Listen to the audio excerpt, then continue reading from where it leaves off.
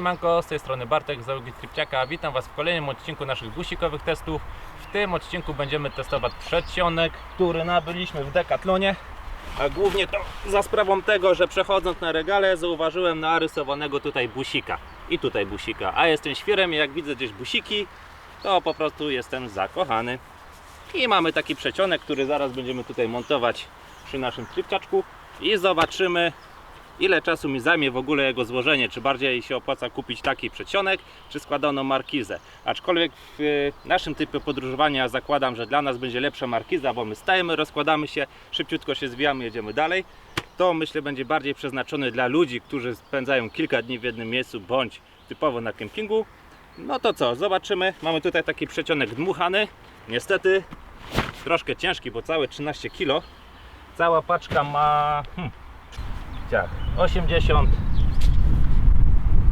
29 i 29 cm. Dobra, troszkę wieje, ale to dobrze, bo przynajmniej sobie zobaczymy, jak to się zachowuje na wietrze. Bo według producenta ten przedsionek powinien się utrzymać przy podmuchach do 60 km na godzinę. Idzie jakaś chmura deszczowa, może zacznie padać, to zobaczymy jak z jego wodoodpornością, aczkolwiek z tego co wyczytałem, to Tropik jest taki sam jak w namiotach, które można kupić w Decathlonie, które użytkujemy od dobrych 8 lat i nigdy nas nie zawiodły, nigdy nam nie przeciekły, więc zakładam, że w tej sprawie będzie tak samo. Dobra, rozkładamy.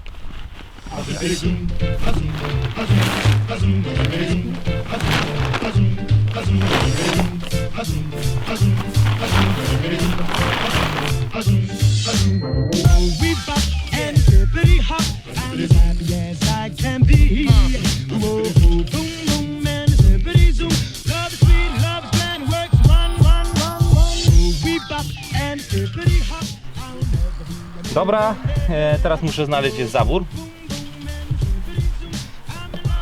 Do jego napompowania potrzeba specjalną pompkę z manometrem i pompujemy tutaj pół bara.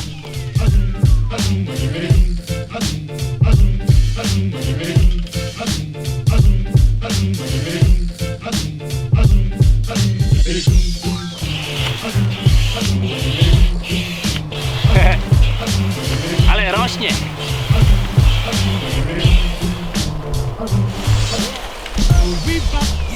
Ok, jako tako konstrukcja już tutaj stoi, pozostaje nam zrobić tylko odciągi i zamontować pałąki rozpychowe.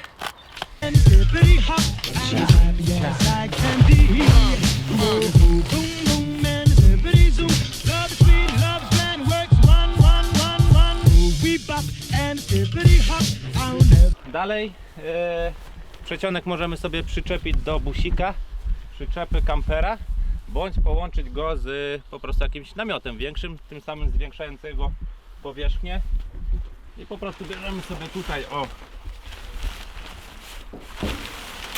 drugą stronę tarpa. Ona ma tutaj takie zaczepy i przewieszamy ją przez dach. Przedsionek już stoi, jeszcze na sam koniec musimy sobie tylko tutaj ściągnąć paskiem nasze połączenie przedsionka z naszym busikiem. Dzięki temu tutaj woda generalnie powinna spływać, aczkolwiek wydaje mi się, że przy mocniejszych opadach może ona tutaj zostawać i rano będziemy musieli po prostu po wyjściu ją zlać.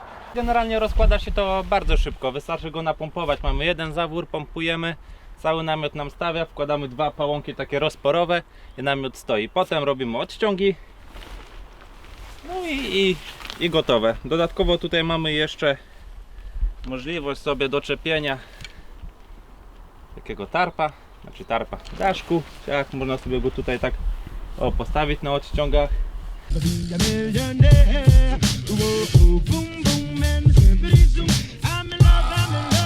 Generalnie to co mi się bardzo podoba to że mamy tutaj podłogę, jest ona odpinana, więc jak chcemy mieć ładną trawkę, to możemy sobie ją po prostu odpiąć.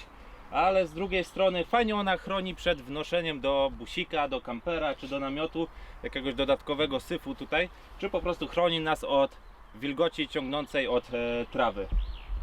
Dobra, no i zobaczcie jak to wygląda tutaj w środku.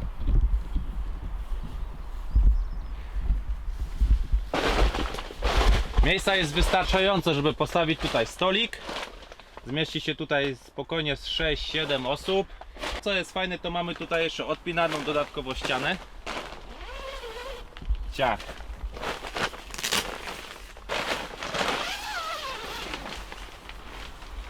Odpinana ściana, szwy są wszystkie podklejane, żeby nie przeciekały. Czemu możemy wpuścić troszkę więcej światła.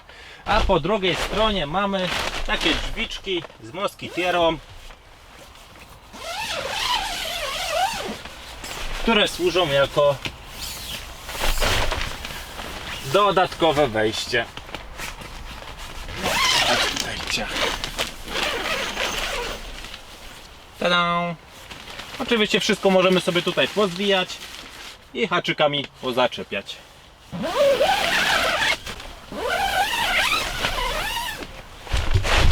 Dobra, i jeszcze jedna rzecz na sam koniec.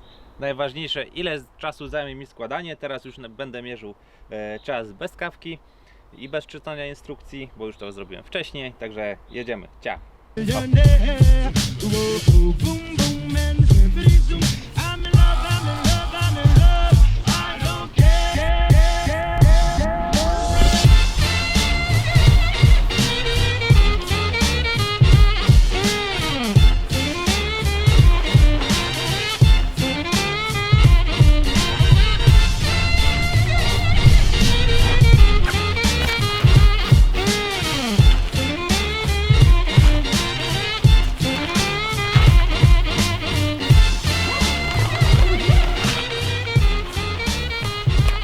Dobra, jeszcze z tyłu.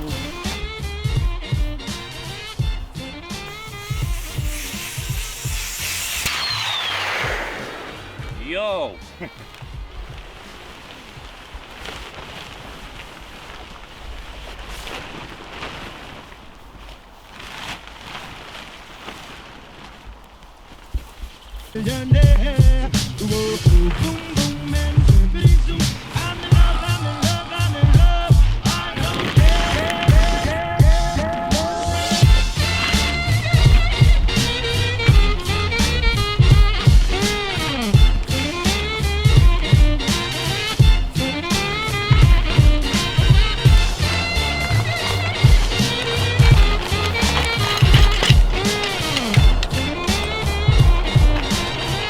No i dobra, mamy 9,59.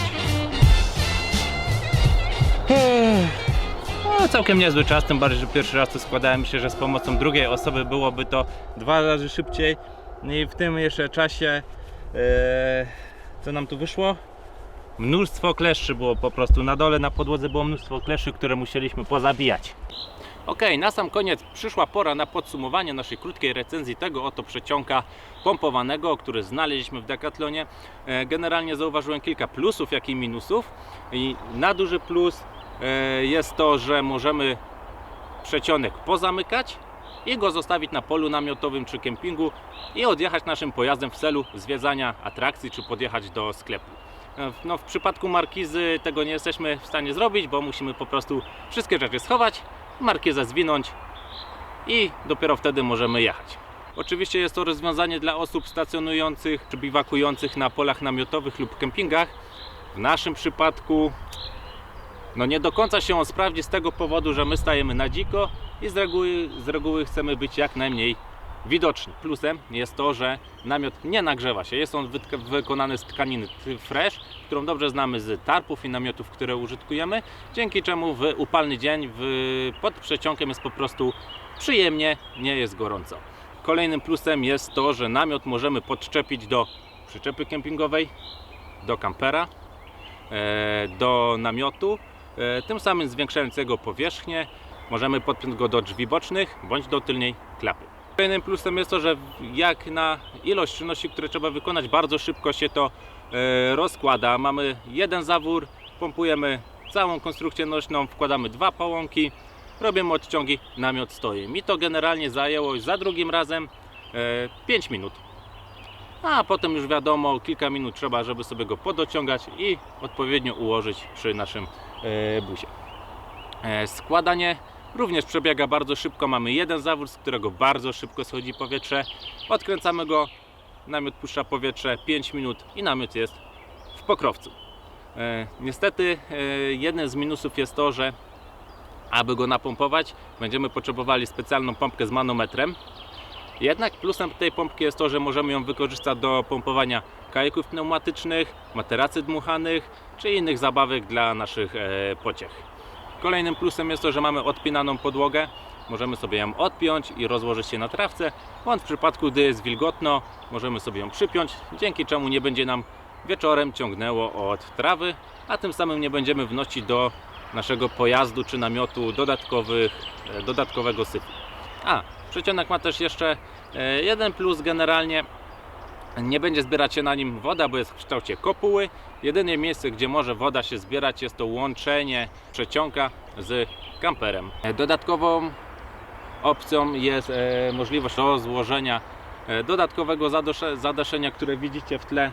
Wbijamy dwa połąki, zakładamy odciągi i tym samym zwiększa się powierzchnia całego przecionka, gdzie spokojnie wieczorem przy niepogodzie zmieści się 8 do 10 osób, a nawet i więcej, i możemy miło spędzić wieczór. Niestety namiot ma też kilka minusów. Pierwszym jest to, że przecionek po złożeniu zajmuje sporo miejsca, co w przypadku mniejszych samochodów jak nasz busik nie do końca jest fajne, bo my szukamy tej przestrzeni i nie chcemy go zapychać dodatkowymi gratami. W przypadku kampera, jak wrzucimy to do bagażnika czy do luku, myślę, że to nie będzie rzutować. Dodatkowo, niestety, jeśli mamy niepogodę i chcemy się zwinąć z miejscówki, to musimy ten przecionek przed złożeniem wysuszyć lub potem go po prostu rozłożyć jeszcze raz i go dobrze wysuszyć, żeby nie zalękł nam się grzyb. Taką markizę jest po prostu łatwiej na szybko rozłożyć, przetrzeć, wysuszyć. Wiecie jak jest. Dobra, to by było na tyle. Dziękuję za uwagę. Jeśli podobał Ci się test, bądź masz inne spostrzeżenia lub uwagi odnośnie takiego przecionku, masz już jakieś z nim doświadczenie, to dawaj znać w komentarzach i widzimy się w kolejnym odcinku. Do zobaczenia.